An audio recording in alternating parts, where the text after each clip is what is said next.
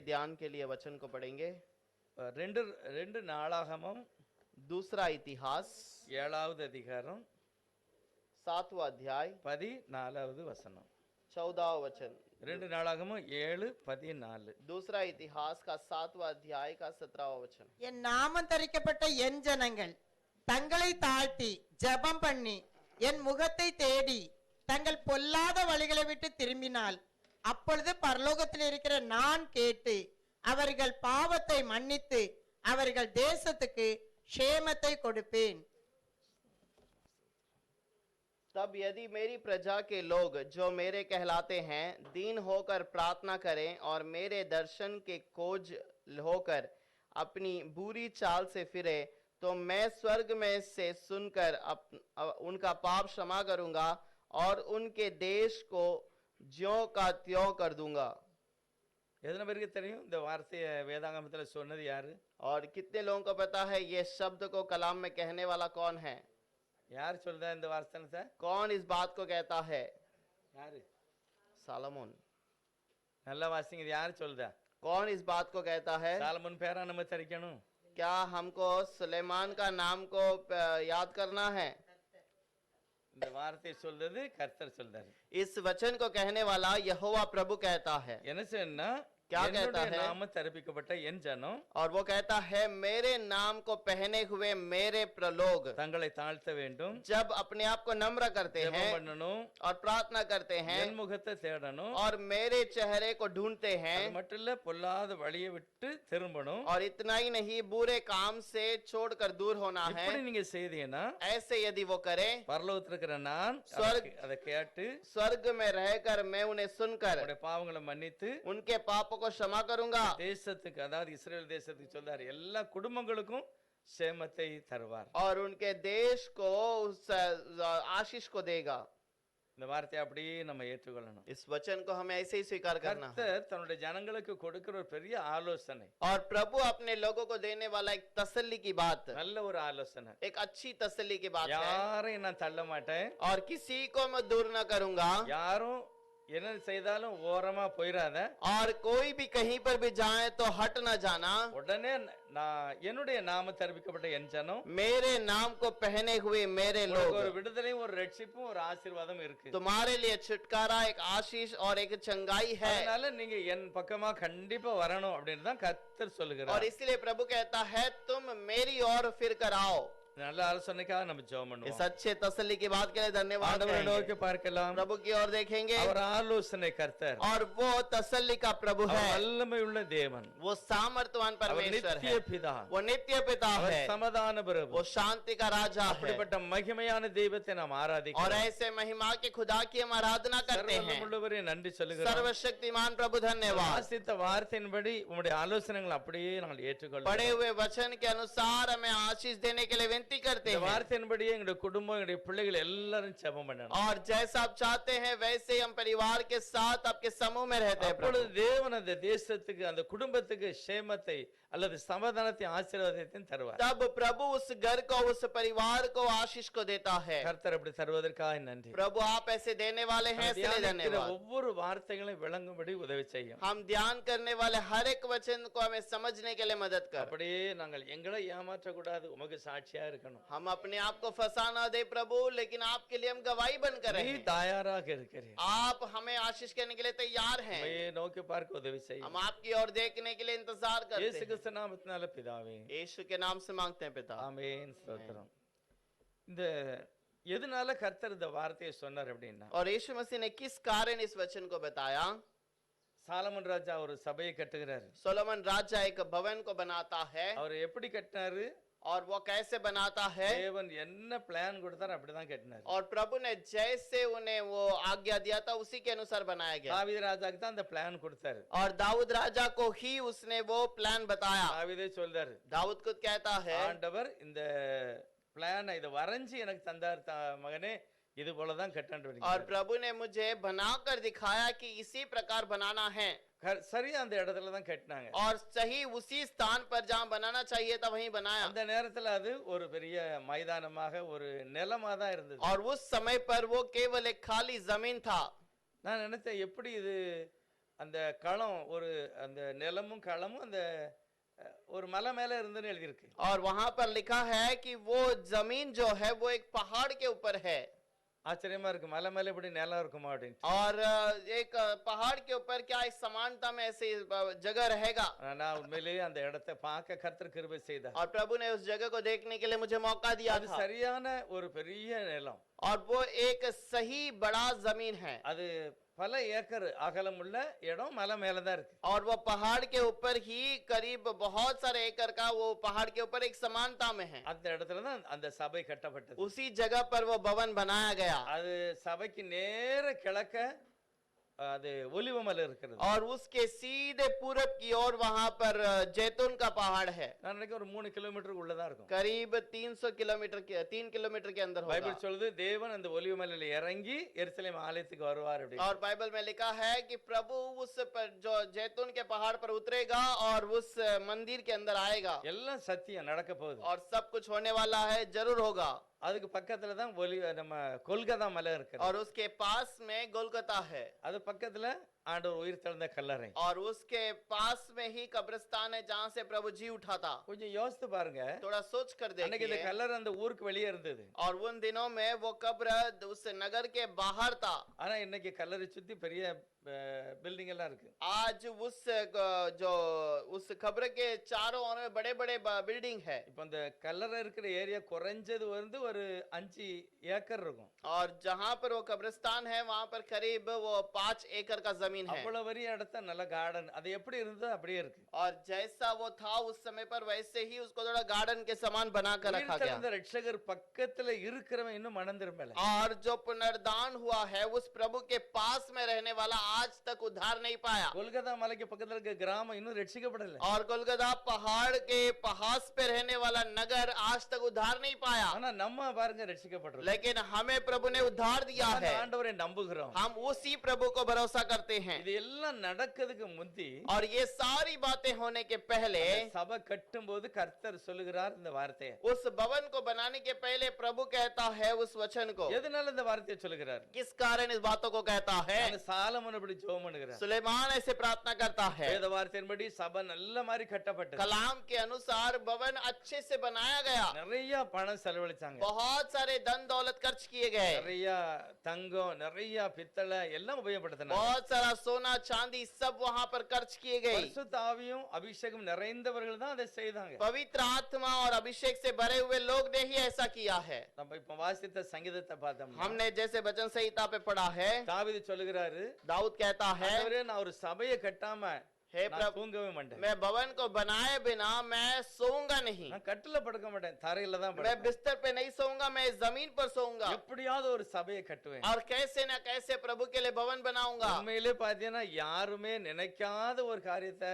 தாவீது और நினைச்சார். किसी ने सोचा नहीं, उस बात को दाऊद के मन में विचार आया। எவ்வளவோ நியாயாதிபதிகள்லாம் வந்தாங்க. कितने न्यायों के करने वाले लोग आए थे। தீர்க்கதரிசிகளா இருந்தாங்க இஸ்ரேல்ல. कितनी भविष्यद्वक्ता थे इजराइल देश के अंदर। ஒருவர் கூட ஆண்டவருக்கு ஒரு நல்ல கல்லு வச்சு கட்டணும் ஒரு கட்டடத்தைன்னு சொல்லி யாரும் நினைக்கல. एक ने भी ऐसा विचार नहीं किया कि प्रभु के लिए अच्छा सा एक भवन बनाऊंगा पत्थर से। எல்லாம் கூடாரத்துல தான் இருந்தது. और तब तक केवल तंबुओं में था। ஆனா தாவீது தான் நினைக்கிறாரு நான் நல்ல வீட்டுல இருக்கிறேன். लेकिन दाऊद सोचता है मैं तो अच्छे भवन में हूँ। ஆனா கர்த்தரோ அவருடைய கூடாரம் துணியினால போட்ட கூடாரம். लेकिन प्रभु का तंबू वो केवल एक पर्दा है।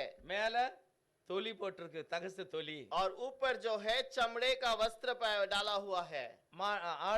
ஆட்டுல உள்ள தொலி போட்டிருக்கு. और मेमने का वस्त्र चमड़े को डाला हुआ அது है। மழையினாலையும் வெயில்னாலையும் பாதிக்கப்படாத இடம். और वो ना बारिश पे ना कोई गर्मी में उसके ऊपर कुछ हानि होगी। நல்ல ஒரு பாதுகாப்பு இருக்கு. अच्छा सा बना तो गया है। ஆனா தாவீது என்ன சொல்லுகிறார்? लेकिन दाऊद क्या कहता நான் है? கர்த்தருக்கு ஆலயத்தை கட்டுவேன். मैं प्रभु के लिए भवन बनाऊंगा। ஆனா ஆண்டவர் அவனுக்கு தரிசனமாய் சொல்லுகிறார். लेकिन प्रभु उसको दर्शन होकर कहता है, தீர்க்கதரிசி மூலமா நாத்தான் மூலமா பேசுகிறார். भविष्यद्वक्ता के द्वारा नातान के द्वारा कहता है, நல்ல காரியத்தை நீ யோசித்த நல்லது. बहुत अच्छे बात को तूने विचार किया है, ஆனா நீ அதை செய்யக்கூடாது. लेकिन तू उसे नहीं करना நீ நிறைய चाहिए। யுத்தம் பண்ணி ரத்தம் சிந்தி இருக்கிற. तू बहुत युद्ध करके लहू बहाया है, ஆகவே உன்னுடைய கரம் என்னுடைய ஆலயத்தை கட்டக்கூடாது. इसीलिए तेरा हाथ मेरे भवन को नहीं बनाना चाहिए, உன் உன் கற்ப பிறப்பு கட்டுவான் அப்படிங்கிற. और तेरा जो पुत्र है वो मेरे लिए बनाएगा। ஆனா சரியான இடத்துல அஸ்திபாரம் போடப்பட்டது. और वो सही स्थान पर उसका नींव डाला गया। நான் நினைக்கிறதுல 3வது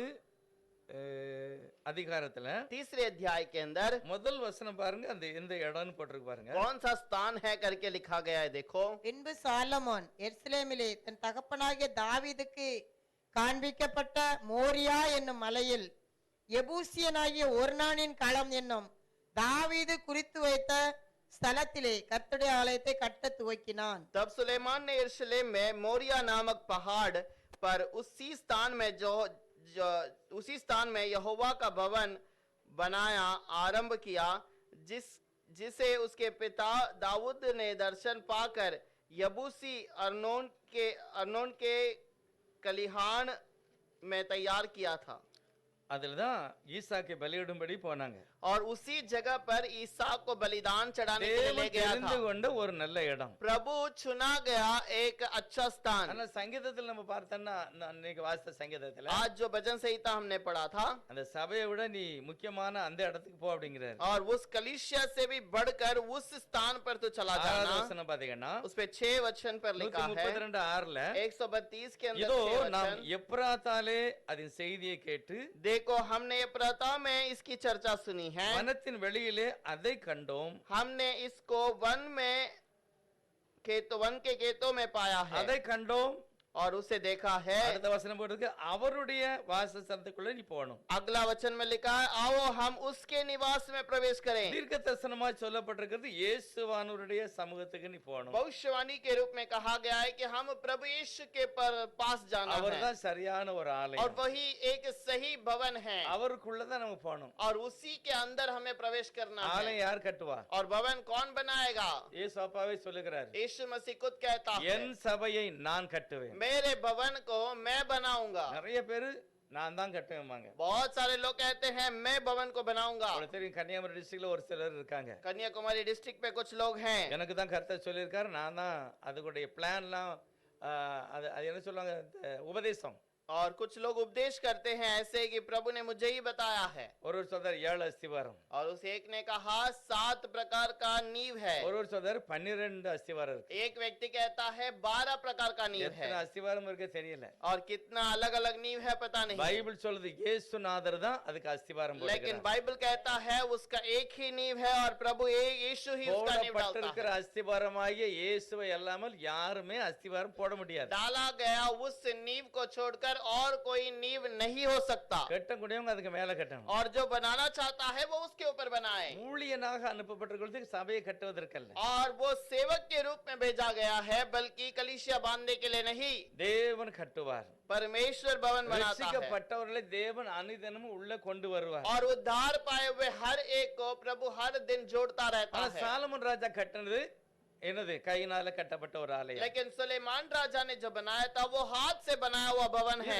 சேவன் பரிசுத்தாவில நிறைந்து சொல்லும்போது சொல்லுகிறார், स्तेवान पवित्र आत्मा से भरकर कहता है, சாலமோனோ கர்த்தருக்கு ஆலயம் கட்டினார். सुलेमान ने तो प्रभु के लिए यहोवा के लिए भवन बनाया, உன்னதமானவர் கைகளினால் கட்டப்பட்ட ஆலயத்தில் வாசமாகிறார். लेकिन सामर्थवान प्रभु उस प्रकार के भवन में नहीं रहता। அவர் எந்த ஆலயத்துல இருப்பாரு? कौन से भवन में रहता है? இயேசுவானவர் எந்த ஆலயத்தை கட்டியிருக்கிறாரோ அதுலதான் இருப்பார். जिस भवन को यीशु ने बनाया है उसी भवन में वो वास करेगा। அவர் கட்டினது என்னுடைய இருதயமாகிய ஆலயம். और उसने जो भवन बनाया वो मेरा मन एक मंदिर है, அதை யாரும் உடைக்க முடியாது. और उस मन को कोई तोड़ नहीं அது सकता, சிதறாது. और वो यहाँ वहाँ नहीं भटकेगा। அந்த ஆலயத்துல தான் தேவன் उसी வாசமாயிருப்பார். भवन के अंदर प्रभु निवास करता है, பாக்கி எல்லாம் சும்மா ஏமாத்துவாங்க. और बाकी सब लोग केवल फंसाते हैं और फंसाए जाते हैं। அன்னைக்கு ஜானி ஐயா ஒரு வார்த்தை சொன்னாரு, उस दिन भाई पास्टर जॉनी ने वो एक बात को बताया அழியாத था। நித்திய மகிமையினால் இந்த ஆலயத்தை அலங்கரிப்பேன். और अविनाशी नित्य श्रृंगार के साथ उस भवन को श्रृंगार करूंगा।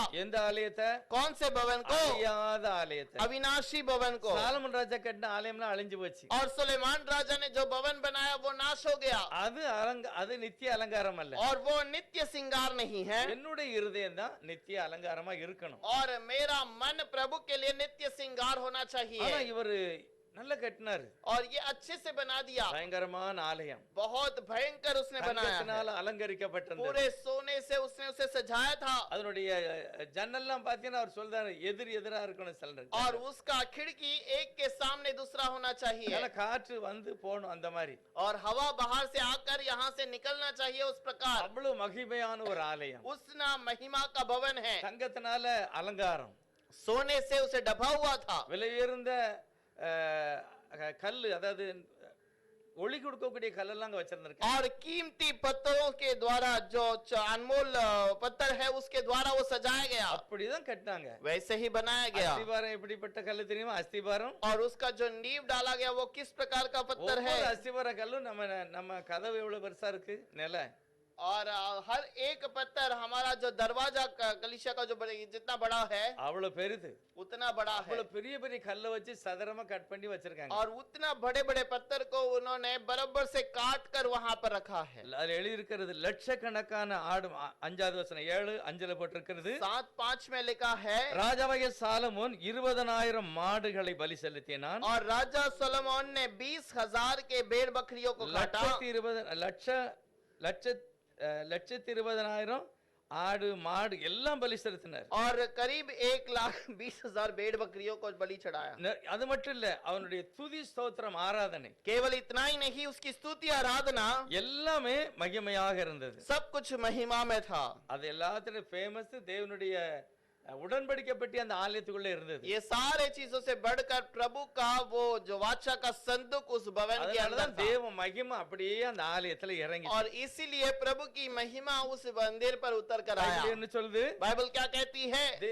ஜனங்கள் உள்ள நிக்க முடியல, அவ்வளவு மகிமை அந்த இடத்துல இறங்கிச்சு. और लोग वहां खड़े नहीं रह सके, उतनी महिमा से वो मंदिर भर गया। ஆசாரியர்கள் பலி செலுத்த முடியாத அளவுக்கு மகிமையினால் அது நிரப்பப்பட்டது. और वहां पर याजकों के बीच में पूरा मंदिर उसकी महिमा से भरपूर था। மேகம் நிரம்பிச்சு. और बादल से भरपूर हो गया। நல்லா பாருங்க, அதே மாதிரிதான் நம்முடைய இருதயத்துல, நம்முடைய சபையில, நம்முடைய வீட்டுக்குள்ள அந்த மகிமை இருக்கணும். और इसी प्रकार हमारे घर के अंदर, हमारे मन के अंदर ऐसी महिमा की बात होनी நம்ம चाहिए। சபைக்கு வர எல்லாருமே அப்படி இருக்கணும். हमारे कलीसिया में आने वाले हर एक वैसा होना चाहिए। மாற்றம் இல்லைன்னு வைங்களேன், अगर बदलावट नहीं है तो நம்மளை ஏமாத்திக்கிட்டு हम अपने आप को फंसा रहे हैं। ரொம்ப தோல்வியாகி போயிரும். बहुत हरावट हो जाएगा। ரொம்ப தோல்வியில ரொம்ப மோசமாயிரும். और बहुत हरावट नहीं, वो बहुत ही बिगड़ जाएगा। இன்னைக்கு ஆண்டவர் வந்தா நான் என்னுடைய நிலை என்னன்னு நல்லா புரியணும். और आज अगर प्रभु आता है तो मेरी परिस्थिति क्या है मुझे पता होना தேவன் चाहिए। என்னை பத்தி என்ன நினைச்சுக்கிட்டு प्रभु இருக்காரு? मेरे बारे में क्या कहता है? எல்லாருமே குறைவுள்ளவர் தான். और सब लोग कमी घटी के हैं। அவர் பூரணமான நிலை இல்ல.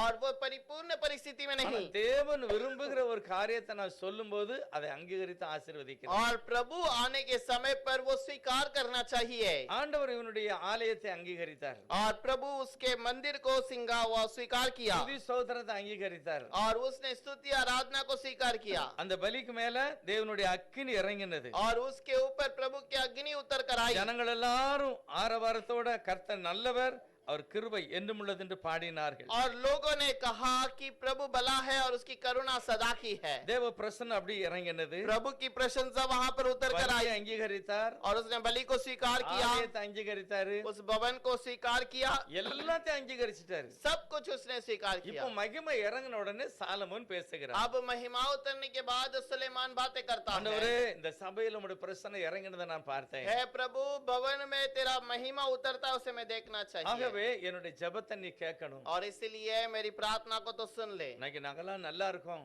आज हम सब अच्छे हैं। ஆனா என்னைக்காவது எங்க சபையில வருகிற இந்த ஜனங்கள் और आज हमारे भवन में आने वाले लोग ஏதாவது தவறு பண்ணாங்கன்னா, यदि कोई गलत काम कर ले, இந்த சபையை பார்த்து ஜெபம் பண்ணா நீ यदि ஜெபத்தை इस கேட்கணும். भवन को देखकर प्रार्थना करे तो तू इस प्रार्थना को सुन।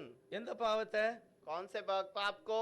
எதுனாலும் சரி. कोई भी पाप क्यों ना हो। அவர் சொல்றாரு, ஒருவேளை நாங்க உமக்கு விரோதமா துக்கப்படுத்தணும்னா எங்களை என்ன செய்வோம், அந்நியன் பிடிச்சிட்டு போயிடுவான். अगर हम आपको दुखित करते हैं तो हमें अन्य लोग हमें वो कैद कर ले जाएंगे, எங்கேயாவது எங்களை அடிமைப்படுத்திடுவான். या फिर हमें गुलामी में ले जाएंगे, இல்ல நாங்க ஏதாவது தவறு பண்ணனா எங்க தேசத்துல மழை வராம போயிரும், या फिर हमने कुछ गलती की तो हमारे देश में बारिश ना होगी தண்ணிக்கு பஞ்சம் வந்துரும். और पानी के लिए अकाल हो जाएगा। அப்படி ஏதாவது நடந்ததுன்னா और अगर ऐसा कुछ होता நாங்க है, ஜெபம் பண்ணா எங்க ஜெபத்தை கேட்டு நீர் மழையை தரணும். हम प्रार्थना करेंगे तो प्रार्थना सुनकर हमें बारिश दे। இல்ல எங்களோட பாவம் செய்து எப்பாவது ஒரு கொள்ள நோய் வந்ததுன்னா சரி, अगर हम कुछ पाप करने के कारण कोई बहुत महामारी आए तो, வியாதி வந்துட்டா या बीमार आए, நாங்க ஜெபம் பண்ணுவோம், हम நீர் प्रार्थना கண்டிப்பா करेंगे। கேட்டு எனக்கு சுகம் கொடுக்கணும். जरूर आप प्रार्थना को सुनकर उसको जवाब देना। நிறைய இந்த சொல்லுதாரு, बहुत सारी बातों को कहता है। நாங்க தவறு செய்வோம், हम गलत करेंगे, ஒருவேளை நாங்க பின்வாங்கி போயிருவோம், अगर हम पीछे हट जाते நீங்க हैं, கண்டிப்பா எங்களுக்கு உதவி செய்யணும். अगर आप जरूर हमें मदद कीजिए। ஆண்டவர் சொன்னாரு அப்படியெல்லாம் சேட்டை பண்ணக்கூடாதுன்னு சொன்னாரா? क्या प्रभु ने ऐसा कहा कि ऐसे गलतियां ना करना? அப்படியெல்லாம் சொல்லல. ऐसे नहीं कहा। இவங்க கண்டிப்பா மீறுவாங்கன்னு கர்த்தருக்கு தெரியும். और प्रभु को पता है ये लोग अपने रास्ते से पलटेंगे, இவங்க ஏதாவது வம்பு பண்ணுவாங்க, ये लोग कुछ ना कुछ गड़बड़ करेंगे, விக்கிரகாராதனை செய்வாங்க, और ये लोग मूर्ति पूजा करेंगे, என்னை துக்கப்படுத்துவாங்க, मुझे दुखित करेंगे। எல்லாம் தேவன் தரிசனத்துல பாக்குறாரு. ये सारे चीजों को प्रभु ने देख लिया है, அதனால இவர் ஜெபம் பண்ணி முடிஞ்ச உடனே கர்த்தர் और சொல்றாரு, इसलिए इनके प्रार्थना खत्म होने के बाद प्रभु कहता சரி, है, உன் ஜெபத்தை நான் கேட்டேன், तेरी प्रार्थना को तो मैंने सुन இப்ப लिया, நான் ஒரு ஜெபம், நான் ஒரு விண்ணப்பம் வைக்க நீ கேட்கணும். अब मैं एक बात को कहता हूँ उसे सुन ले। அதுதான் 14வது வசனம். यही वो 14 वचन है। வாசிங்க, என்ன சொல்றாரு பாருங்க. वो क्या कहता है, पढ़ेंगे। என் நாமம் தரிக்கப்பட்ட என் ஜனங்கள் தங்களை தாழ்த்தி ஜெபம் பண்ணி என் முகத்தை தேடி தங்கள் பொல்லாத வழிகளை விட்டு திரும்பினால் அப்பொழுது பரலோகத்தில் இருக்கிற நான் கேட்டு அவர்கள் பாவத்தை மன்னித்து அவர்கள் தேசத்துக்கு க்ஷேமத்தை கொடுப்பேன்। என்ன காரியம் பண்ணினாலும் சரி, कोई भी बात क्यों ना कर ले, அவர் சொல்றாரு, वो நீ कहता என்ன है தவறு செய்து நீ விலகினாலும், तुम कोई भी बात करके तुम उससे दूर क्यों ना हो முதலாவது जाओ, சொல்லுது என் நாமம் தருவிக்கப்பட்ட ஜனம். मेरे नाम को पहने हुए मेरे लोग। நம்ம தெரியும், வேதத்துல நம்ம பார்த்தோம் அப்படின்னா हम कलाम के अंदर यदि देखें, இயேசு கிறிஸ்துவின் நாமத்துல ஞானஸ்நானம் பெற்றவர்கள் यीशु मसीह के नाम से बपतिस्मा पाने அவருடைய वाले நாமத்தினாலே பாவ மன்னிப்பு பெற்றார்கள் என்றும் उसके नाम से बपतिस्मा पाए हैं करके கலாத்திய சபையில் இருக்கிறது, அவரை தரித்திருக்கிறீர்கள். गलाती कलीसिया का लिखा है कि उसको पहन लिया है। எப்படி அவரை தரித்திருக்கிறோம்? कैसे उसको पहन लिया? இயேசுவின் நாமத்தினால் यीशु தரிக்கப்பட்டிருக்கிறோம். के नाम से उसको पहना है। ஏசாயா தீர்க்கதரிசி சொல்லுகிறாரு, ऐसा भविष्यद्वक्ता कहता है, என் நாமம் தரிக்கப்பட்ட ஜனத்தை ஒன்று சேர்ப்பேன், கூட்டி சேர்ப்பேன். मेरे नाम को पहने हुए एक झुंड के लोगों को मैं इकट्ठा करूंगा। அதுதான் தேவனுடைய ஒரு பெரிய கிருபை உள்ள பாதம். और ये प्रभु का अनुग्रह का पैर है। அப்ப முதலாவது நாமம் தரிப்பிக்கப்படணும் அப்படின்னா अगर उसका नाम पहना जाना चाहिए, மனம் திரும்பணும், मन फिराना है, மனம் திரும்பி தெய்வத்தை ஏற்றுக்கொள்ளணும். मन फिराकर प्रभु को स्वीकार करना அவங்களுக்கு है, தான் ஞானஸ்நானம். और उन्हीं के लिए बपतिस्मा है। அந்த ஞானஸ்நானம் எடுக்கும்போது நான் தேவனுடைய நாமம் தரிப்பிக்கப்பட்டிருக்கிறேன். और उस बपतिस्मा लेने के समय पर प्रभु के नाम को हम पहन लेते நம்ம हैं, கிறிஸ்தவன் என்று அழைக்கப்படுகிறோம். और तब हम मसीहा के लोग करके स्वीकारे जाएंगे। ஆண்டவர் ஆசீர்வாதத்துல உபாகம புஸ்தகத்தில் சொல்லும்போது சொல்கிறார், और प्रभु उस व्यवस्था विवरण में कहता है, என் நாமம் நீங்க தரிப்பிக்கப்பட்ட பிறகு मेरे नाम को पहने जाने के बाद உலகம் உன்னை பார்த்து பயப்படும், दुनिया तुम्हें देखकर तुम्हें दूर करेगा, சத்துரு பயப்படுவான். शत्रु तुम्हें दूर करेगा। அப்படிப்பட்ட ஒரு அபிஷேகத்தை தேவன் தன்னுடைய நாமத்துல और வைத்திருக்கிறார். वैसे अभिषेक को प्रभु अपने नाम पर रखा है, அதுதான் ஆசீர்வாதம். और यही आशीष है। நீங்க 28 68 பாத்தீங்கன்னா அத உபாகமம் 28 67 ஒரு வசனம் இருக்கு. व्यवस्था विवरण 28 के अंदर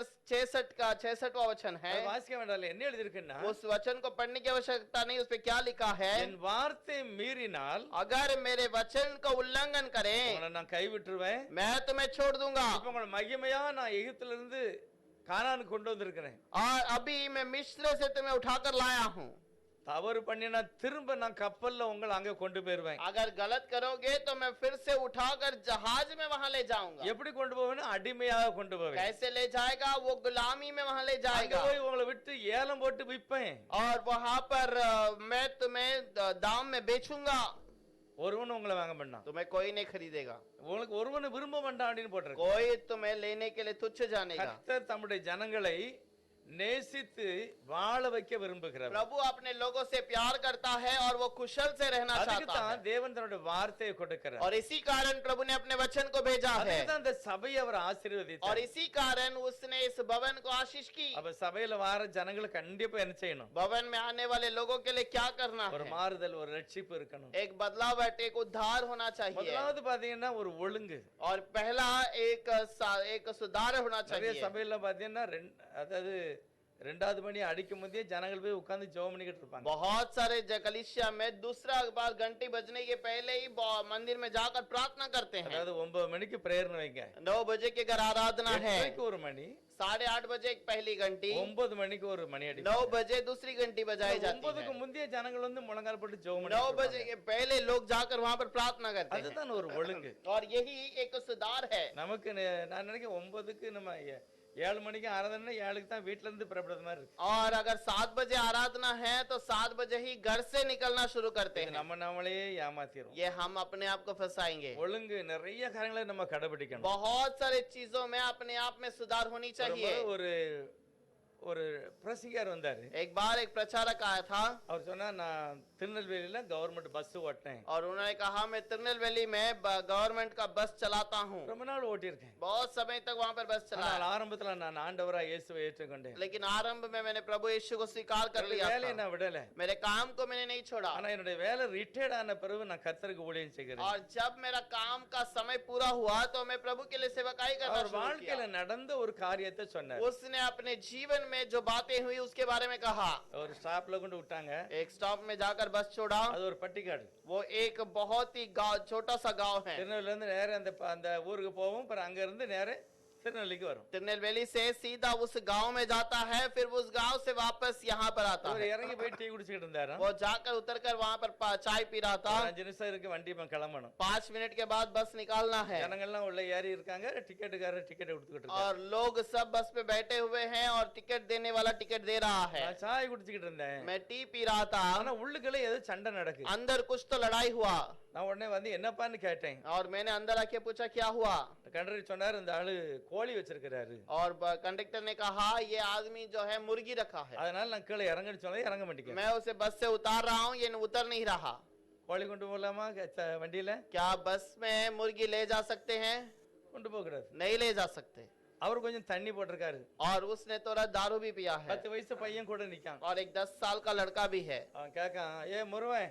और उसने कहा ये मुरवन அவர் பையன் பேரு. उसका बेटे का नाम எங்கடா எழுதிருக்கு கோழி கொண்டு போக கூடாதுன்னு? कहाँ लिखा हुआ है बस में कि मुर्गी नहीं लेके जाना है அவன் வாஸ்து சொன்னா அப்ப தலையை நீட்ட கூடாது கையை நீட்ட கூடாதுன்னு எழுதிருக்கு.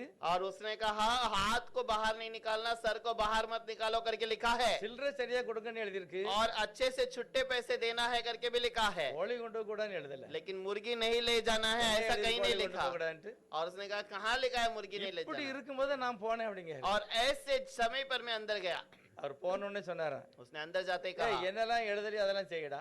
और जो भी नहीं किया है लिखा है वो सब कर ஒண்ணுக்கு கூடாது எழுதிருக்காங்க. அது क्या कहीं पर लिखा है पेशाब नहीं करना है எழுதி என்னெல்லாம் எழுதி அதெல்லாம் செய். जो भी नहीं लिखा है सब भी तो यहाँ पर இந்த कर ஒரு அறிவு இல்லையா? क्या ये भी तुम्हें समझ नहीं है அரசாங்கம் முதல்ல சொல்லிருக்கு. और गवर्नमेंट ने पहले से कहा है ஆடோ மாடோ கோழியோ வண்டியில கொண்டு போக கூடாது. और गाय भेड़ बकरी या मुर्गी बस पे नहीं लेके जाना है அப்பதேச இழுத்துக்கு வெளியே விட்டார். और उसे निकाल कर बाहर छोड़ दिया நிறைய பேர் கேள்வி கேட்பாங்க. बहुत सारे लोग पूछते हैं சரியான நேரத்துக்கு தான் சபைக்கு போணுமா? क्या सही समय पर ही कलीसिया में जाना है லேட்டா போக முடியாதா? क्या थोड़ा लेट नहीं जा सकते சினிமா பார்க்க கூடாதோ? तो क्या सिनेमा नहीं देखना है எங்க எழுதி இருக்கு? कहाँ लिखा है பொடி போட கூடாதோ? क्या जो कोई जो पाउडर लेते हैं இந்த சிகரெட் குடிக்க या கூடாது. फिर सिगरेट नहीं पीना நிறைய है பேரோட கேள்வி. बहुत सारे लोगों का सवाल है சீரியல் எல்லாம் பார்க்க கூடாது எழுதி இருக்கா और பைபிள்ல? सीरियल नहीं देखना है करके लिखा है क्या कह रहे बाइबल में இவங்களுக்கெல்லாம் அந்த கோழிக்காரன் கதை தான். और ये सब के लिए ये मुर्गी वाले का ही कहानी है பைபிள் திட்டவட்டமாக எழுதியிருக்கு. बाइबल बहुत सारे बातों को लिखता என் है நாம தெரிவிக்கப்பட்ட ஜனம். मेरे नाम को पहने हुए मेरे लोग முதலாவது கர்த்தர் சொல்கிறார் पहले प्रभु कहता है தங்களை தாழ்த்த வேண்டும். अपने आप को नम्र करें முதலாவது நாம தெரிவிக்கணும்னா पहला नाम என்ன செய்யணும்? ரட்சிக்கப்படணும். नाम मगर पहना चाहिए तो उद्धार पाना है ஞானஸ்நானம் எடுக்கணும். बपतिस्मा लेना है தவறு செய்தவங்க தங்களை தாழ்த்தணும். गलत करने वाले अपने आप को सुधारना है அவங்களுடைய தவறை அறிக்கை செய்ய வேண்டும். और उनके गलतियों को वहाँ पर कबूल करना है இயேசுவை என் முகத்தை தேட வேண்டும். और यीशु को वहाँ पर उसके चेहरे को ढूंढना அது है ஒன்னொன்னு விவரமா எழுதல. அதை செய்ய செய்யக்கூடாது இது செய்யக்கூடாதுன்னு எழுதல அப்படி. ये नहीं करना वो नहीं करना करके कहीं पर नहीं लिखा தங்கள் है। பொல்லாத வழியை விட்டு திரும்பன்னு போட்டிருக்கு. अपने बुरे मार्ग से सुधारो करके कहा இதுல है। நீங்க எல்லாத்தையுமே சேர்த்துக்கிடணும். इसके अंदर सारे बुरे चीजों को आप मिला सकते हैं। அதுக்குள்ள நெட் வந்துரும், டிவி வந்துரும், எல்லாமே உள்ள வந்துரும். उसके अंदर इंटरनेट आ जाएगा, टीवी आ जाएगा, सब कुछ आ जाएगा। சாராயம் எல்லாம் உள்ள வந்துரும். उसके अंदर दारू भी अंदर आ जाएगा, அடிப்படி சண்டை போடுறது, और बार बार लड़ाई झगड़ा करना, யாவது பிரச்சனை உண்டுபடுறது, या किसी के बीच में समस्या ले आना, எல்லாமே இந்த ஒரே வார்த்தைக்குள்ள உள்ள வந்துருது. ये सारी बातें ये एक शब्द के अंदर अंदर आ जाता है। கர்த்தர் சர்வ வல்லமையுள்ளவர். परमेश्वर सर्वशक्तिमान அவர் है। சொல்றார் இந்த பொல்லாத வழியை விட்டு திரும்பணும். वो कहता है तुम अपने बुरे मार्ग से सुधर जाओ, அப்பொழுது நான் பரலோகத்திலிருந்து உன்னை கேட்டு, और तब मैं स्वर्ग से तुम्हें सुनकर அவர் சொல்றார் பாருங்க, நான் அதை மன்னிப்பேன்ங்கிறார். उनका पाप क्षमा करूंगा करके कहा। நான் மன்னிப்பேன் கண்டிப்பா. मैं क्षमा करूंगा करके அதுக்கு कहा, பிறகுதான் உன்னை ஆசீர்வதிப்பேன். और उसके बाद मैं क्षमा, उसके बाद तो मैं आशीष करूंगा। ஆலயம் கட்டுறது பெருசு இல்ல, और भवन बनाना बड़ी बात नहीं है, ஆலயத்துக்கு வருகிறவர்கள் எப்படி இருக்கணும், और भवन में आने वाले कैसे होने चाहिए। நம்முடைய தேவன் மன்னிப்பதற்கு இரக்கத்துல ஐஸ்வர்யம் உள்ள. और हमारा परमेश्वर क्षमा करने में बहुत ही धनवान है। இன்னும் என்னுடைய சாராய குடியில் நான் விடல அப்படின்னா, अगर अभी भी मैं अपना दारू पीना छोड़ा नहीं, என்னுடைய வீட்டுல போறது பிரச்சனை சண்டை, और मेरे घर के अंदर करने वाली झगड़ा, என்ன ஒரு மோசமான சில வீடு பாருங்க. और कुछ घर के अंदर कितने बुराई है। உங்களுக்கு தெரியுமா, நிறைய 40-50 வயசு ஆனாலும் கூட और 40-50 साल होने के बावजूद भी, ஏதாவது தவறு பண்ண அந்த கடத்துல தகப்பமாரெல்லாம் அடிச்சிருவாங்க. और उस समय पर अगर उनका बेटा 40-50 साल में गलती करे तो भी उनका पिताजी उन्हें मार देते हैं, அவங்க திருப்பி அடிக்க மாட்டாங்க. वो दोबारा मारते नहीं, அவங்க அப்படியே அடங்கி இருப்பாங்க. और वैसे ही वो काबू में रहते அந்த हैं। சுபாவம் யாருக்கு இருக்கா? क्या वो स्वभाव आज किसी में है? இங்க இருக்கிற வாலிய பிள்ளைகளை யாரும் தாய் தப்ப அடிக்க முடியுமா? और आज के जवान बच्चों को अपने माँ पिता आपको मार सकते हैं क्या? அடிச்சா அமைதியா இருக்குமா? யாருமே மனசார அடிக்க மாட்டாங்க பாருங்க. कोई तो अपने पूरे मन से तो मारेगा ஆனா नहीं, தவறு நடந்தா கண்டிப்பா அடிப்பாங்க. लेकिन गलत हो जाता है तो मार देते हैं। ஆனா தேவன் சொல்கிறார், உன் பொல்லாத வழியை நீ விட்டு திரும்ப. लेकिन प्रभु कहता है अपने बुरे मार्ग से सुधर जाओ, இந்த கிரியெல்லாம் மாறணும். और तुम्हारा सारा क्रिय बदल जाए। இன்னும் தண்ணி போட்டுட்டு இருந்தா, अगर अभी भी हम दारू पीते रहेंगे, இன்னும் நம்ம தப்பான இடத்துல நின்னா, अगर अभी भी हम गलत जगह पर खड़े रहें, எப்படி நான் முழுமையான ஒரு ஆசீர்வாதத்தை பெற்றுக்கொள்ள முடியும்? कैसे मैं परिपूर्ण आशीष को पा सकूंगा? சொல்றாரு, என் வேலை பெர்மனன்ட் இல்ல, அதனால தான் நான் குடிக்கேன். एक व्यक्ति कहता है मेरा काम निरंतर नहीं इसलिए मैं पीता हूँ, எனக்கு குழந்தையே இல்ல, அதனால குடிக்கேன். और एक कहता है मेरे कोई बच्चा ही नहीं है इसलिए मैं पीता हूँ, பொட்ட பிள்ளையா பிறந்துட்டு ஆம்பளை பிள்ளை இல்ல, அதனால நான் குடிக்கேன். और मेरे घर में मेरे लिए जो भी बच्चा जन्मा है सब लड़कियां हैं इसलिए मैं पीता हूँ। என்ன இது ஒரு நியாயம் பாருங்க. क्या इस पे क्या कोई धर्म की बात है? ஆண்டவர் சொல்கிறார், பொல்லாத வழியை நீ விடணும், और प्रभु कहता है बुरे मार्ग को छोड़, நீ மனஸ்தாபப்படணும். तू मन पश्चाताप कर, நான் அப்படி உன்னை விவரமா படுத்தி 4 பேருக்கு மத்தியில் அவமானப்படுத்த மாட்டேன். और मैं तुम्हें तुम्हारी दोष को बताकर 4 लोगों के सामने तुम्हारा निंदा नहीं करूंगा। அப்படியே கர்த்தர் அவங்களை மன்னித்து அவனை ஆசீர்வதிக்கிறார். प्रभु ऐसे ही उन्हें कहकर क्षमा करता है। இந்த லூக்கா 15வது அதிகாரத்துல இளையவன் திரும்பி வரும்போது, लूक 15वां अध्याय के अंदर जब उसका दूसरा लड़का वापस लौट कर आता முதலாவது है, தன்னுடைய இருதயத்துல ஒரு மன்னிப்பை அவனே பேசினான். और वो निकलने के समय पर अपने मन में खुद बातें करता है। இவனுடைய மனமாற்றம் எப்படி வருது? उसका मन में परिवर्तन कब आता है? எங்க இருந்து இதை படிச்சுக்கிட்டான்? कहां से उसने सीखा? பண்ணியை பார்த்து படிச்சுக்கிட்டான். उसने एक सुअर को देखकर सीखा। பண்ணி பார்த்து கூட ஒரு மனம் திரும்ப இருக்கான் பாருங்க. एक सुअर को देखकर एक व्यक्ति मन फिराया है, அந்த பண்ணிய கூட்டத்தை பார்த்துட்டு தான் அவன் மனசுல ஒரு மனஸ்தான் வருகிறது. और वो सुअर के एक झुंड को देखकर उसके मन में पश्चाताप இது आता கூட है। நல்லா சாப்பிடுது, எனக்கு கூட சாப்பாடு இல்ல. इसको भी इसका भोजन मिलता है लेकिन मुझे मेरा भोजन ஆனா नहीं என் मिलता। தகப்பன் வீட்டுல பூர்த்தியாய் வேலைக்காரங்க சாப்பிடுதாங்க. मेरे घर पिता के घर पर जो नौकर है वो भी अच्छा भोजन खाते हैं। எதற்காக கர்த்தர் இந்த ஸ்டோரியை சொல்லுகிறாரு? किस लिए प्रभु इस कहानी को बताता மனம் है? திரும்புதலை கர்த்தர் விரும்புகிறார். मन फिरावट को प्रभु ஒரு चाहता है। மனுஷன் தன்னுடைய தகப்பனை சார்ந்து இருக்க வேண்டும் என்று விரும்புகிறார். एक व्यक्ति प्रभु के पर भरोसा करना நம்ம है, ये எல்லாருமே चाहता है। அவரை சார்ந்து இருக்கணும். और हम सब उसी के भरोसे पे रहना चाहिए, பட்டினியா இருக்க கூடாது, भूखा नहीं रहे, ஆசீர்வாதமா இருக்கணும். आशीषित रहो। அதுக்கு தான் இந்த ஸ்டோரியவே எழுதி கர்த்தர் इसी வச்சிருக்கிறார். कारण इस कहानी को प्रभु ने लिख कर दिया, அவனே ஒத்தையில சொல்லுதான், और वो खुद से कहता है நான் எழுந்து என் தகப்பனிடத்துக்கு போவேன். और मैं उठकर मैं प्रभु के पास जाऊं, मेरे அப்பா पिता நான் के உங்களுக்கு पास தப்பு जाऊंगा। விரோதமா தப்பு हे பண்ணிட்டேன், पिता, मैंने तेरे विरोध में पाप किया है, ஆண்டவருக்கும் தப்பு விரோதமா செய்துட்டேன், प्रभु के विरोध में भी पाप किया है। உன் மகன்னு சொல்ல கூட நான் தகுதி இல்ல, तेरा पुत्र कहलाने के लिए योग्य வேலைக்காரனா नहीं, வச்சிருங்க. मुझे एक नौकर के समान இப்படிதான் रख। இவன் அறிக்கை செய்ய போறான் பாருங்க. ऐसे ही ये कहने के लिए जाता है, ஆனால் தேவனோ இரக்கத்தில் ஐஸ்வர்யம் உள்ளவராய் लेकिन प्रभु अनुग्रह में धनी है। அவனை கட்டி பிடித்தான் அப்படின்னு और போட்டிருக்கு. वहां पर लिखा है उससे गले से मिला लिया। இன்னொரு மொழிபெயர்ப்புல அப்படி எழுதியிருக்க. और एक जगह पर लिखा है, और एक ट्रांसलेशन में, கொர்நேலியு வீட்டுல வசனத்தை கேட்ட யாவர் மேலும் பரிசுத்த ஆவியானவர் இறங்கினார். और वहां पर कोर्नेलियुस के घर पर पवित्र आत्मा सबके ऊपर उतर आया। அதை அந்த அவங்க பாஷையில அந்த எபிரேய பாஷையில அப்படி போட்டிருக்கு, அவங்க அவருடைய கழுத்தை கர்த்தர் கட்டி பிடித்தார். और वहां पर इब्रानी भाषा में इस प्रकार से लिखा गया है कि प्रभु उसके गले से उनको गले से मिला வசனத்தை लिया। கேட்டவர்கள் மேல தேவன் கைகளை போட்டார். वचन को सुनने वाले के ऊपर प्रभु ने अपने हाथ को रखा, இந்த இளைய குமாரனை கட்டி பிடித்தார், और इस दूसरे लड़के को उसने गले से मिला लिया, மன்னித்தார். क्षमा किया। வேலைக்காரங்கிட்ட ஒரே ஒரு வார்த்தை தான் சொன்னார், नौकर के पास एक ही बात को कहा, என் குழந்தை மரித்தது இப்பொழுது உயிர்த்தது. मेरा बेटा मर गया था लेकिन अब जी उठा है। இதத்தான் வெளிப்படுத்த விசேஷம் சொல்கிறது. और इसी के बारे में प्रकाशित वाक्य में लिखा है, நிரந்தரமான ஒரு மரணம் வருகிறது. और निरंतर मरण आ रहा है। அது என்னதுன்னா என்னையே விட்டு ஜனங்கள் பிரிச்சிருவாங்க, और वो பிரிக்கப்படுவாங்க. क्या है, वो प्रभु उनसे अलग कर देगा। அதுதான் இரண்டாவது மரணம். और यही दूसरा मरण है। என் பையன் என்னை விட்டு பிரிஞ்சிட்டான், और मेरा बेटा मुझसे दूर हो ஆனா गया, பாவிகள் என்னை விட்டு நிரந்தரமாய் பிரிக்கப்படுவார்கள். लेकिन पापी मुझसे हमेशा दूर किए जाएंगे, அப்படியே நரகத்துல தள்ளப்படுவார்கள். हमेशा नरक की ओर ढकेल दिए அதுதான் जाएंगे। மரணம். और यही मरण है। மரணம்னா என்னது? मरण क्या है? தெய்வ சமூகத்தை விட்டு தள்ளப்படுகிறது. प्रभु के समूह से हमें दूर कर देता है। அதத்தான் இவன் அப்பா சொல்றாரு, और इसी के बारे में इसका என் पिता மகன் कहता என்னை है, விட்டு தூரம் போனான்னு சொல்லல, मेरा बेटा मुझसे दूर हो गया करके नहीं, என் மகன் மரித்தான், मेरा बेटा मर गया था, என்னை விட்டு தூரம் போயிட்டான், मुझसे दूर चला गया ஆனா था, இப்பம் பிழைச்சுக்கிட்டான். लेकिन अब वो बच गया। ஆகவே நாம் சந்தோஷமாக இருக்க வேண்டும். और इसीलिए मुझे खुशी से रहना है। இதே காரியத்தை தான் கர்த்தர் தினமும் எதிர்பார்க்கிறார். और इसी बात को प्रभु हमेशा इंतजार தினமும் करता है। ஜனங்கள் ரட்சிக்கப்படுதாங்க.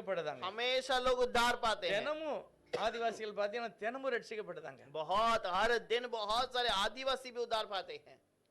சில ஆதிவாசிகள் எல்லாம் பாத்தீங்கன்னா और बहुत सारे आदिवासी को अगर ரொம்ப देखें, தூரத்துல இருந்து அவங்க போவாங்க. बहुत दूर से वो जाते हैं। எங்க ஊர்ல எங்க பாட்டி ஒருவர் அப்படி இருந்தாங்க. और हमारे गांव में हमारी एक नानी थी। சாயங்காலம் சாயங்காலம் கொஞ்சம் வெளிச்சமா இருக்கும்போது ஒரு 6 மணியை போல ஒரு 3 தாய்மார்கள் சேர்ந்து உக்கரங்கோட்டங்க இடத்துக்கு போவாங்க. और 3 स्त्री लोग जो बूढ़े लोग मिलकर जो है उकरंकोटा करके गांव में जाते हैं। ஜெபத்துக்கு அங்கதான் பெந்தேகோஸ்து சபை இருந்தது. और वहां पर बेंतेकोस्त की कलीसिया थी, वहां पर सभा के लिए जाते हैं। சாயங்காலம் இங்க இருந்து கிளம்புவாங்க, शाम को गांव से निकलते हैं, நடுராத்திரி போய் சேர்ந்துருவாங்க. बीच रात में वहां पर पहुंच जाते हैं। காலையில 9 மணிக்கு ஆராதனை, सुबह 9 बजे आराधना கலந்துக்கிட்டு आराधना में रहकर அவங்க ஏதாவது சாப்பாடு கொடுப்பாங்க. और वहां से अगर कुछ खाना मिलता है, எல்லாம் சாப்பிட்டுட்டு 3 மணிக்கு பிறகு அங்க இருந்து வாபஸ் வருவாங்க. और वो आराधना खत्म होने के बाद वहां से वो लोग निकल कर वापस गांव में आते அந்த हैं। பாட்டி எங்க வீட்டுல வந்து ஜெபம் பண்ணுவாங்க. और वो दादी हमारे घर पर आकर प्रार्थना करती है। அவங்க எல்லாம் நான் சில நேரம் யோசிப்பேன், அவங்க எல்லாம் ஜெபம் பண்ணி தான் நம்ம எல்லாம் தேவன் அவருடைய பிள்ளையாக மாற்றி இருக்கிறார். और उनकी प्रार्थना के द्वारा ही प्रभु ने हमें आज प्रभु के लिए काम करने वाले बच्चे बनाए। தேவன் அந்த ஜெபங்களை கேட்கிறார். प्रभु उस प्रार्थना को सुनता है। அந்த பரிசுத்த நாளை அவங்க அவ்வளவாக நேசித்தார்கள். और उस पवित्र दिन को उन्होंने उतना प्रेम रखा। ஆதிவாசிகள் அப்படிதான் ராத்திரி பூரா நடந்து போய் ஆராதனையில் கலந்துக்கிட்டு ஆராதனை முடிஞ்சு மறுநாள் நடந்து வருவாங்க. आदिवासी जो जंगल में रहते हैं वो दिन रात भर चलकर वहां पर आराधना में आते हैं, फिर से चलकर वो अपने गांव में जाते हैं। ஒரு மேகசின்ல நான் பார்த்தேன், இந்த அருள் பணி ஊழியத்துல தீவெட்டி கொண்டு போங்களாம், மிருகங்கள்லாம் நடமாடும்.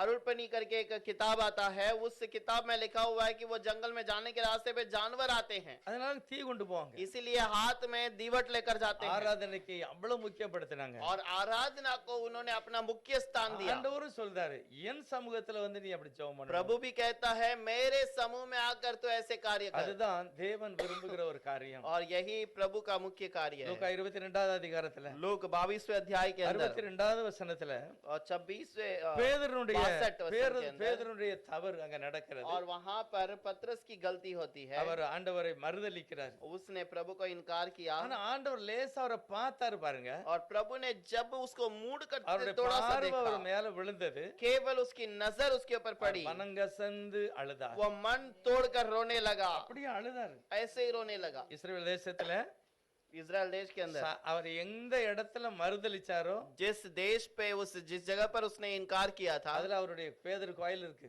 और उस जगह पर पतरस के नाम से एक भवन है। நம்ம ஊர்ல எல்லாம் கோபுரத்துல என்ன வைப்பாங்க? हमारे गांव में बड़े बड़े जो சிலுவை இருக்கும். क्रॉस बनाते हैं, बड़े बड़े खंबा बनाकर, அந்த கோயில சேவல் நிக்கி. और उस जगह पर वहां पर वो मुर्गा को उन्होंने बनाकर रखा है। ஏன்னா அதுதான் அவரு அந்த சத்தம் போட்டது பாருங்க 3 முறை. और उस मुर्गा वहां पर ही उसको 3 बार आवाज दिया था। ஆனா எப்பமெல்லாம் அந்த சேவல் கூப்பிடுது அப்பமெல்லாம் பேதுருக்கு எவ்வளவு மனஸ்தாபமா இருந்திருக்கும். और जिस दिन उसके बाद से हर दिन जब भी मुर्गा का बांग सुना दिया होगा तो कितना दुख हुआ होगा। தேவன் அத மனசுலயே வைக்கல. लेकिन प्रभु ने उसे याद नहीं रखा। அவரை மகிமையான அந்த ஊழியத்துல அவர் उस ஆசீர்வதித்தார். महिमा में सेवकाई के अंदर उसको आशीष किया। கர்த்தர் நல்லவர். प्रभु भला है। அவர் தான் படைக்கப்பட்ட எல்லா ஜனங்களும் மேலும் அவர் தன்னுடைய அன்பை வெளிப்படுத்துகிறார். और उसने बनाए हुए हर एक के ऊपर उस आशीष को उंडेला है। தன்னுடைய ஜனம் சுகமா இருக்க வேண்டும் என்று விரும்புகிறவர். वो चाहता है कि उसके लोग चंगाई से रहें। ஆகவே தான் அவர் சொல்லுகிறார், इसीलिए वो कहता தங்களை है தாழ்த்த வேண்டும், अपने सर को झुकाओ, ஜெபம் பண்ண வேண்டும், प्रार्थना करो, தங்களுடைய பொல்லாத வழிகளை விட்டு திரும்பணும். अपने बुरे मार्ग से बाहर निकलो। அது எங்களுக்கு இது எங்களுக்கு இருக்குன்னு கேட்க கூடாது. और ये कहाँ लिखा है, वो कहाँ लिखा है करके पूछना नहीं। நமக்கே தெரியணும். हमें खुद पता होना चाहिए। நமக்கே தெரியணும். हमें खुद पता होना चाहिए। நிறைய விஷயம் நமக்கு தெரியும். बहुत सारी बातें हमें पता है। நம்ம பிள்ளைகளை விட்டு காய்கல தக்காளி வாங்கிட்டோம் அப்படின்னா யாரும் மெடிக்கலுக்கு போக மாட்டாங்க. और अगर हमारे बच्चों को बोलते हैं कि आधा किलो टमाटर लेके आओ तो वो बच्चे सीधा मेडिकल में नहीं जाते। ஏன் மெடிக்கல்ல போய் கேட்க கூடாது? கடை தானே. क्यों मेडिकल में नहीं पूछते? वो भी तो दुकान है। அதெல்லாம் நமக்கு அறிவு இருக்கு அங்க இல்ல அப்படின்னு. और ये सब हमें अच्छा ध्यान है कि वहां पर नहीं रहेगा। ஆனா நம்ம செய்கிற தவறு தெரியல, இது ரைட்டா தப்பா. लेकिन हम जो गलत करते हैं ये हमें पता नहीं चलता ये सही है या गलत है। ஒரே வார்த்தையில போட்டார். प्रभु ने एक बार में ठीक से कह दिया, உங்க பொல்லாத வழிகளை விட்டு நீ திருப்பினால் अपने बुरे चाल से फिरो, நான் அதை மன்னித்து நான் அதை ஆசீர்வதிப்பேன். मैं उसे सुनकर क्षमा करूंगा, आशीष அதுதான் करूंगा। தேவனுடைய ஒரு ஆசீர்வாதம். और ये प्रभु का आशीष है। லூக்கா 4வது அதிகாரத்துல ஒரு வசனம் வாசிக்கலாம். 16வது வசனம். लूक 4 अध्याय के अंदर एक वचन पढ़ेंगे। 16வது வசனம். 16 वचन। தாம் வளர்ந்த ஊராகிய நாசரேத்துக்கு அவர் வந்து தம்முடைய வழக்கத்தின்படியே ஓய்வு நாளில் ஜெப ஆலயத்திலே பிரவேசித்து வாசிக்க எழுந்து நின்றார். फिर वह नासरत में आया जहां पाला पोसा गया और अपनी रीति के अनुसार सबत के दिन आराधनालय में जाकर पढ़ने के लिए खड़ा हुआ। ஆண்டவருடைய வாழ்க்கையில 30 வயசு வரைக்கும் அவர் என்ன செய்தாருங்க விவரம் பைபிள்ல இல்ல. और प्रभु के जीवन में 30 साल तक उसने क्या किया है उसके जीवन के बारे में नहीं लिखा ஆனா गया। இங்க எழுதி இருக்கிறது வழக்கத்தின்படியே ஜெப ஆலயத்துக்கு लेकिन போனார். यहाँ पर लिखा है अपनी रीति के अनुसार वो हमेशा जैसा जाता वैसे सबत के दिन गया। அவர் கையில பைபிளை கொடுத்தாங்க. उसके सामने कलाम दिया गया। அது எப்படி? अरे ऐसा कैसा हो सकता அவர் है? இந்த பிரதான ஆசாரியனா क्या वो याजक है இல்ல உபதேசியாரா या उपदेशक है இல்ல உபதேசியாருடைய மகனா? या उपदेशक का बेटा है? அவங்க அப்பா கார்பெண்டர்னு போட்டிருக்கு. उसका पिता जो है वो एक सुतार है। அது எப்படி இவர் கையில பைபிளை கொடுத்தாங்க வாசிக்கிறதுக்கு? कैसे इसके हाथ में इन्होंने कलाम दे दिया? அப்ப சபைக்கே தெரிகிறது இவருடைய வாழ்க்கை. और कलीसिया को इसका जीवन के बारे में पता है। இவருடைய வழக்கமே அவருடைய பழக்கமே என்னதுன்னா சபைக்கு போகிறது. और उसका हमेशा का रीति है कि हमेशा कलीसिया में ஒரு जाता था। ஆசாரியன் கண்டுபிடிச்சான் இவர் தேவனுடைய ஊழியக்காரர். और एक याजक ने उसको देखते ही पहचान लिया कि एक सेवक है இல்ல ஒரு தீர்க்கதரிசி மாதிரி या தெரிகிறது. एक भविष्यवक्ता के समान दिखता இல்ல है ஒரு பரிசுத்த மனிதனை போல தெரிகிறது. या एक पवित्र व्यक्ति के समान दिखता है। இப்படி நினைச்சதுனாலதான் ஏசாயா புத்தகத்தையே கையில கொடுத்தாங்க. और इसी कारण उसके हाथ में यशाया का किताब दिया இது गया। ஒரு நாள் நடக்கல, நிறைய நாள் நடந்திருக்கலாம். और ये एक दिन में नहीं बहुत सारा समय दिया गया ஆனா होगा। அன்றைக்கு அவர் விசேஷமாக வரும்போது लेकिन उस दिन जब विशेष करके आया, அன்னைக்கு என்ன விசேஷம்? उस दिन क्या विशेष बात थी? 40 நாள் இரவும் பகலும் உபவாசம் முடிச்சு வருகிறார். और 40 दिन अपना और दिन रात उपवास खत्म कर वहां पर அவருடைய आता है। ஊழியம் எப்ப ஸ்டார்ட் ஆகுது? उसका सेवकाई कब आरंभ हुआ? எருசலேம் தேவாலயத்துக்கு போகிறார். सीधे यरूशलेम के भवन में चला चला गया, ஏசாயா புத்தகத்தை கொடுக்காங்க. उसके हाथ में यशाया का पुस्तक உடனே दिया அவர் गया எடுத்து और तुरंत उसे खोलकर தன்னை குறித்து எழுதப்பட்ட அந்த இடத்தை எடுத்து வாசிக்கிறார். अपने बारे में लिखा गया उस स्थान को उसने ढूंढ कर निकाल कर उसे खोला। அவங்க நல்லா தெரியணும் உங்களை பற்றி பைபிள்ல வார்த்தை இருக்கிறது. और आपको अच्छे से पता होना चाहिए आपके बारे में कलाम के अंदर वचन लिखा हुआ है, நீங்க கண்டுபிடிக்கணும். उसे आपको ढूंढना है। வசனத்து மேல கை வச்சு ஜெபம் उस பண்ணணும். वचन के ऊपर हाथ रखकर प्रार्थना कीजिए। ஏசாயா உடனே செய்கிறாரு. यीशु ने वैसा ही இங்க किया। பாருங்க, நொறுங்குண்ட மனதை நான் சுகமாக்குவேன், देखो जो टूटे मन वाले हैं उनको मैं चंगा करता குஷ்டரோகியை हूँ, நான் சுகமாக்குவேன், और जो कोड़ी है उसे चंगा करता हूँ, சிதறடிக்கப்பட்டவர்களை நான் கூட்டி சேர்ப்பேன், जो यहाँ वहाँ बिखरे हुए हैं उन्हें मैं इकट्ठा करता हूँ, கட்டப்பட்டவர்களை நான் கட்டவிழ்ப்பேன், और जो बंधन में है उन्हें छुटकारा देता हूँ, தரித்திரருக்கு அவங்கள கூட நான் செல்வந்தனாய் மாற்றுவேன். और जो कंगाल है उन्हें मैं धनवान बनाता இது हूँ। எல்லாம் தெய்வம் தன்னை பற்றி சொல்லுகிறார். ये सारी बातें प्रभु अपने बारे में बताता அவரை है, பற்றி தான் அது எழுதி இருக்கிறது. उसी के बारे में वहां पर लिखा இந்த है। வார்த்தை இன்றைக்கு நிறைவேறுகிறது. और ये वचन आज पूरा होता இது है, எழுதப்பட்ட அவ்வளவு ஆசீர்வாதத்தை நீங்கள் பெற்றுக்கொள்ளலாம். और दिया गया हर एक आशीष को आप पा सकते இப்படி हैं। தெய்வம் தன்னை அறிமுகப்படுத்தினார். और ऐसे प्रभु ने इस अपने आप को प्रकट किया, அதுதான் தேவனுடைய மகிமையான ஒரு और ஆசீர்வாதம். यही प्रभु का महान आशीष है। இதை எல்லாருமே ஆதாயப்படுத்தல, ஒரு சிலர் தான் ஆதாயப்படுத்திக்கிட்டாங்க. और इसको सब लोगों ने लाभदायक के रूप में नहीं लिया, कुछ लोगों ने अपने लिए लाभदायक बना அந்திரேயா, लिया। நிக்கோதோமு, हननिया, निकोदेमस, அந்திரே, अंद्रिया, பேதுரு, पतरस, இப்படி முக்கியமானவர்கள்லாம் இந்த வார்த்தையின்படியே அவரை அங்கீகரித்தார்கள். और इस वचन के अनुसार ही उन्होंने प्रभु को स्वीकार भी किया। அவர் நல்லவர், वो अच्छा அவர் व्यक्ति है, கிருபை நிறைந்த ஆண்டவர், वो अनुग्रह से भरा அவர் है, கிட்ட போனா நமக்கு ஒரு ஆசீர்வாதம். उसके पास जाए तो हमारे लिए இது आशीष है। எல்லாம் அவங்களுக்கு தெரிஞ்சதுனால தான் தெய்வத்தையே சார்ந்து और கொண்டார்கள். ये सब कुछ उसे पता था, इसीलिए प्रभु के भरोसे पे रहे। நம்ப முடியாது, ஆனால் அது உண்மை நடந்தது. और वो भरोसा नहीं कर सकते, लेकिन वो सच्चा है। ஏசாயா தீர்க்கதரிசி முதலாவதே சொல்லிட்டாரு. ऐसा भविष्यवक्ता ने पहले से कह दिया। 53வது ஏசாயால முதல் வசனத்துல 53वां अध्याय ईसाया के अंदर पहला वचन, எங்கள் மூலமாக சொல்லப்பட்ட அந்த மகிமையை யார் விசுவாசிப்பார்? हमारी ओर से कहा गया उस महिमा को कौन स्वीकार कर அநேகர் सकता? விசுவாசித்தார்கள். बहुतों ने विश्वास எத்தனை किया। பேர் இயேசுவானுடைய வார்த்தையை விசுவாசித்தாங்களோ அவங்களுக்கு தான் அந்த ரட்சிப்பு. कितने लोगों ने यीशु मसीह को विश्वास किया, उन्हीं का वो उद्धार है। அவங்களுடைய வாழ்க்கை எல்லாமே மாறி போச்சு. उनका जीवन सब बदल गया, எல்லா சூழ்நிலையும் மாற்றப்பட்டார். सारा परिस्थिति बदल गया है। நான் முதலாவது சொன்னேன், கெத்செமனே தோட்டத்துல பக்கத்துல இருக்கிறவங்க மனம் திரும்பல. और मैंने पहले से कहा, गेत्सेमने के बाग में रहने वाले लोगों ने मन नहीं फिराया। ஆண்டவருடைய கல்லறை பக்கத்துல இருக்கிற ஜனம் இருக்காங்க, பக்கத்துல தூரமா குடியிருக்காங்க, யாரும் மனம் திரும்பல. प्रभु की खबर के पास में रहने वाले लोग हैं, बहुत सारे आज भी रहते हैं, वो मन नहीं फिराए। எதனால? किस लिए? எருசலேம்ல இன்னும் ரட்சிப்பு நடக்கல. यरूशलेम में अभी तक उद्धार न हुआ, யாருமே ரட்சகர் பிறந்த ஊர்லயே ரட்சிப்பு நிறைய பேர் பெறல. और जहाँ पर वो उद्धार करता जन्म लिया, उस गांव के लोग उद्धार नहीं पाए। பைபிள் சொல்லுது, அவனுடைய இருதயம் கர்த்தர் அடைத்து வைத்திருக்கிறார். प्रभु ने उनके मन को बंद करके रखा है, அவனுடைய இருதயம் அடைக்கப்பட்டிருக்கிறது. उनका मन बंद है, அதனாலதான் அவங்க இன்னும் புரியல. इसीलिए वो आज तक नहीं ஆனா समझे। நம்ம சர்ச்சுல இருக்கிறவங்க இந்த வார்த்தை சொல்ல முடியாது. आज हम जो कलीसिया में हैं, हम इस बात को नहीं कह ஆண்டவர் सकते। எனக்கும் சில காரியத்தை மறைச்சு தான் வச்சிருக்காரு. प्रभु ने कुछ बातें मेरे लिए भी छुपा के அதனால रखा தான் இந்த है, மாதிரி நான் பிரச்சனை பண்ணிக்கிட்டு और இருக்கேன். इसीलिए मैं ऐसे समस्या को रखता யாரும் हूँ, சொல்லவே முடியாது. और कोई ऐसे कह ஒரு नहीं सकता। ஜாதிகளுக்கு கர்த்தர் கிருபையாய் கதவை திறந்து प्रभु வைத்திருக்கிறார். ने अनुग्रह से वहां पर दरवाजे को खोला है। எப்பவும் நான் உன்னை விடுதலை செய்வேன், உன்னை ரட்சிப்பேன். हमेशा मैं तुम्हें उद्धार करूंगा। வாசல்ல நிக்கிறாரு. दरवाजे पे खड़ा है। தேவன் தன்னுடைய ஜனங்களை எப்படி ரட்சிக்கிறார் பாருங்க. प्रभु अपने लोगों को कैसे उद्धार நீங்கள் करता है। தட்டினால் நான் திறப்பேன், तुम खटखटाओगे तो मैं खोलूंगा, நான் உள்ள வருவேன், और मैं अंदर நான் आऊंगा, உங்களோட சாப்பிடுவேன். मैं तुम्हारे साथ भोजन करूंगा। தேவனுடைய பெரிய ஆசீர்வாதம் இதுதான். प्रभु का बहुत बड़ा आशीष यही है। அதாவது எல்லாம் ஆயத்தமா இருந்ததுன்னு சொல்லி सब कुछ तैयार था।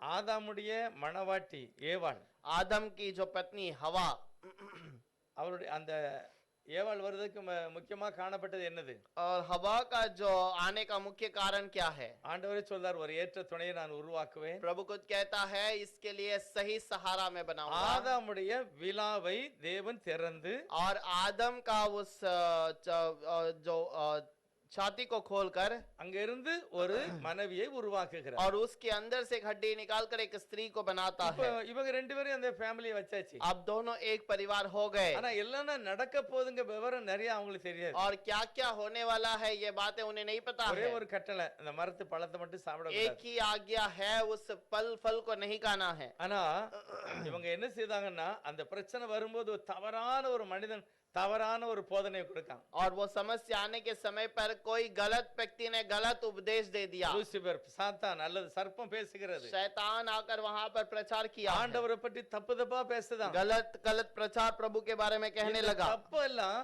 அவங்க ரெண்டு பேருமே ஏற்றுக்கிட்டாங்க. और ये दोनों गलतियां दोनों ने स्वीकार की। தேவன் நல்லவர் இல்ல, प्रभु भला नहीं है, நம்முடைய கண்ணை மறைச்சு வச்சிருக்கிறாரு, हमारी आंखों को बंद किया இந்த है, பழத்தை சாப்பிட கூடாதுன்னு சொல்லி இருக்காரு, ये फल को नहीं खाना है இத करके कहा। சாப்பிடாம எல்லாம் பெரிய ஆளா ஆயிரலாம். इसे खाने वाले सब சாத்தான் தான் நல்லவன், शैतान भला है, அவன் தான் நமக்கு இந்த பழத்தை சாப்பிட சொல்லுதான். और उसी ने हमें फल खाने को ஆண்டவர் कहा। தொடவே கூடாதுன்னு இருக்காரு. प्रभु ने कहा छूना ही नहीं, இப்படி அவங்களுடைய இருதயத்துல வந்ததுனால தான் பாவம் செய்தார்கள். और ऐसे उनके मन में आया, इसके कारण वो पाप में फंस गए। ஒரு காரியத்தை நீங்க நல்லா நினைக்கணும். ஏவாள் தவறு செய்வதற்கு சில சூழ்நிலை அங்க இருந்தது. और हवा जो है गलत करने के लिए वहां पर वो परिस्थिति बन அவள் गई, சுயமாகவே அதை தீர்மானிச்சிட்டா. और उसने खुद से वो निर्णय लिया। ஆண்டவர் வந்து தடை பண்ணாரா? और क्या प्रभु ने आके रुकाया? கையை போய் தடுத்தாரா இந்த பழத்தை புடுங்காத அப்படின்ட்டு? क्या उस के हाथ को आके रुकाया कि नहीं तो उसको नहीं, उस फल को ना खाना? இல்ல இந்த சாத்தானை தடை பண்ணாரா? क्या शैतान को रुकाया? ஒண்ணுமே செய்யல. कुछ नहीं किया, ஆனா உரிமை அவள்கிட்ட இருந்தது. क्योंकि वो निर्णय का अधिकार उसके पास है। அந்த உரிமையை அவ இழந்துட்டா, அவ்வளவுதான். उस अधिकार को उसने खो दिया। புதிய ஏற்பாட்டுல வரும்போது और लेकिन नए नियम में आने के இயேசு समय पर கிறிஸ்துக்கு ஒரு மணவாட்டி வராரு. यीशु मसीह का जो दुल्हन आती है, இந்த மணவாட்டியை நீங்க பாத்தீங்கன்னா इस दुल्हन को यदि எப்படி देखें அவர் உருவாக்குகிறார். कैसे वो बनाई गई। ஆதாமையும் ஏவாளையும் பாருங்க, ஒரே மாதிரிதான் இருக்கும். आदम और हवा को एक ही समानता में बनाया, எப்படி ஒரே மாதிரி. कैसे एक ही அதே समानता மாதிரி में। இயேசுவானவர் அவருடைய மணவாட்டி. वैसे यीशु मसीह को भी उसका दुल्हन। ஆதாமுடைய விலா திறந்து ஒரு மணவாட்டி வருகிறார். आदम का जो छाती को खोलकर उसके अंदर से இயேசு கிறிஸ்துடைய மணவாட்டி எப்பந்தான்? यीशु मसीह का दुल्हन भी कब ஆண்டவருடைய निकला? விலாவிலே ஈட்டி குத்தப்பட்டது. प्रभु के शरीर में जब वो भाला लगाया गया, அதுக்கு பிறகுதான் அவங்க ரத்தமும் தண்ணீர் வருகிறது. और वहां से लहू और पानी आता है இது बाहर। எல்லாம் முடிந்த பிறகுதான் ரட்சிப்பு உலகத்துல ஆரம்பித்தது. ये सब होने के बाद ही उद्धार पृथ्वी पे शुरू हुआ। நீங்க நம்ம கொலோசியர் 2வது அதிகாரத்துல कोलोसियों के दूसरे अध्याय के अंदर அங்க ஆண்டவர் எப்படி வெற்றி சிறந்தாருங்கறத பற்றி எழுதி वहां இருக்கிறது. पर प्रभु कैसे जीता है करके लिखा அந்த है। வெற்றி நடக்கும்போது நீங்க பாத்தீங்கன்னா उस जीत के समय पर लिखा है, அந்த காரியத்துல பார்க்கும்போதும் उस बात को जब देखते हैं, சிலுவையில் அவர் வெற்றி சிறந்தார். और जैसे क्रूस पर उसने जय पाया। அடுத்து மத்தேயு 26வது அதிகாரத்துல और मत्ती का 26वां अध्याय के 50வது अंदर வசனத்துல அவர் மகா சத்தமாய் ஜீவனை விட்டார். 50वें अध्याय में लिखा है, उसने ऊंचे शब्द से अपने प्राण को छोड़ा, அப்பதான் தலைச்சரை கிழிந்தது. और तब वो पर्दा फट गया। அவர் மரித்த பிறகுதான் ஈட்டியை வச்சு குத்துனாங்களா, और वो மரிக்கு முன்னாலே குத்துனாங்களா? मरने के बाद उसके छाती पे जो बाला लगाया गया था, या मरने के पहले लगाया गया? செத்த பிறவா சாவு முன்னையா? मरने के बाद या मरने के पहले? மரித்த பிறகுதான். उसके मृत्यु होने के बाद। இயேசுவானவர் நம்முடைய பாவ மன்னிப்புக்காக மீட்புக்காக அவர் பரிபூரணமான பலியாக தன்னை ஒப்பு கொடுத்து தன்னுடைய ஜீவனை விட்டுட்டார். और यीशु मसीह ने अपने प्राण को हमारे पाप के कारण उसने पहले जीवन को त्याग दिया। எல்லாம் முடிந்தது. सब कुछ पूरा हुआ।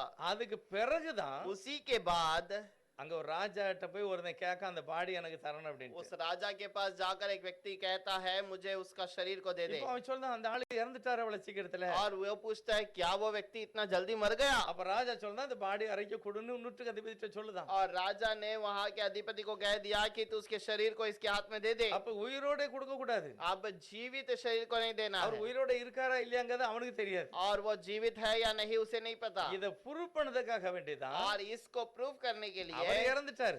उसको वो मर गया ஆனா है, அந்த நூற்றுக்கு அதிபதி என்ன செய்தான்? ஈட்டியை வச்சு குத்துதான். और वो 100 का अधिकारी उसके छाती पे वो बाला को डालता है, ரத்தமும் ஜலமும் வருகிறது. और अब खून और पानी ஒரு बाहर காரியத்தை निकला। நல்லா புரிஞ்சுக்கிடணும். एक बात को अच्छे से समझ लो। எனக்காக கர்த்தர் எல்லா தியாகத்தையும் செய்து முடித்து மரித்த பிறகு और यीशु मसीह मेरे लिए सब कुछ अर्पण करने के ஆண்டவருடைய விலா बाद, திறக்கப்பட்டது. उसके बाद उसका छाती छेदा गया, இப்பதான் தேவனுடைய மணவாட்டி உருவாக்கப்படுகிறார். और अब ही वो दुल्हन बनाई जाती है, அவளுக்கு அந்த சான்ஸ் கிடைக்கிறது. उसको वो मौका दिया गया।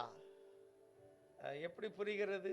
அத எப்படி நீங்க புரிஞ்சுக்கணும்னா कैसे आपको समझना है? நமக்காக எல்லா பிராயச்சித்தையும் செய்து முடிச்சிட்டு தான் செய்தி நமக்கு வருது. हमारे लिए सारा प्रायश्चित करने के बाद संदेश हमारे पास आता है। மனம் திரும்புங்க, உங்களுக்கு ரட்சிப்பு இருக்கு. मन फिराओ, आपके लिए उद्धार है। ஆண்டவர் இதை சொல்ல, நீ மனம் திரும்ப, உனக்காக நான் செத்துறேன்னு சொல்லல. प्रभु ने ऐसा नहीं कहा कि तुम मन फिरा ले फिर तेरे लिए मैं मरूंगा। நீங்க மனம் திரும்புங்க, உங்களுக்காக நான் பாவ மன்னிப்புக்காக என்னோட ரத்தத்தை சிந்துகிறேன். और तुम मन फिरा ले, तेरे पाप के लिए मैं अपने लहू को बहाता அப்படி हूं। சொல்லல அவரு. वैसा नहीं कहा। அவற்றை செய்து முடித்து सब कुछ उसने पहले कर दिया। எல்லா பாவத்தை மன்னிப்பதற்குள்ள அதிகாரத்தை கர்த்தர் வைத்து सारे पाप का अधिकार वो फिर से हमें करने के உங்களை लिए, என்ன நீதிமானாய் பரிசுத்தவானாய் நிலைநிறுத்துவதற்கு வேண்டிய சகலத்தை செய்து முடித்த பிறகுதான் செய்தி நமக்கு வருகிறது. और हमारे लिए जो जरूरत था सब कुछ पूरा करने के बाद वो संदेश हमारे कानों में आता है। இப்ப உங்களுக்கு தடையே கிடையாது. अब आपका कोई रुकावट नहीं। எப்பவும் நான் தேவனிடத்துல வர முடியும். हमेशा मैं प्रभु के समूह में आ தேவன் सकता हूँ। சர்வவல்லமுள்ளவர். प्रभु सर्वशक्तिमान है। எல்லாவற்றை செய்து முடித்த பிறகு நம்மளை சொல்லுகிறார், தைரியமா வா, ஒரு தடையே கிடையாது. सब कुछ पूरा करने के बाद वो धैर्य से कहता है मेरे पास आ என்ன जाओ। பிரச்சனைன்னு சரி, தாராளமா வா. कोई भी समस्या क्यों ना हो, तू सीधे से आ जा। என்னுடைய பலி பழுதற்ற முழுமையான பரிசுத்த பலி. और मेरा बलिदान एक बिना दोष का पवित्र बलिदान எந்த है। பலி, எந்த பாவியை நான் மன்னித்து ஏற்றுக்கொள்ள முடியும்? किसी भी पापी को मैं क्षमा कर सकता हूँ। உனக்காக ஒண்ணுமே பாக்கி வைக்கல, எல்லாம் முடிஞ்சிட்டு. तेरे लिए मैं कोई हानि ना छोड़ा, सब कुछ पूरा कर चुका। அதனாலதான் அப்போஸ்தலர் எழுதுறாங்க, इसीलिए प्रेरित लिखते हैं எல்லாம் ரெடியா இருக்கு, கர்த்தர் எப்பவும் ரெடியா இருக்கிறாரு.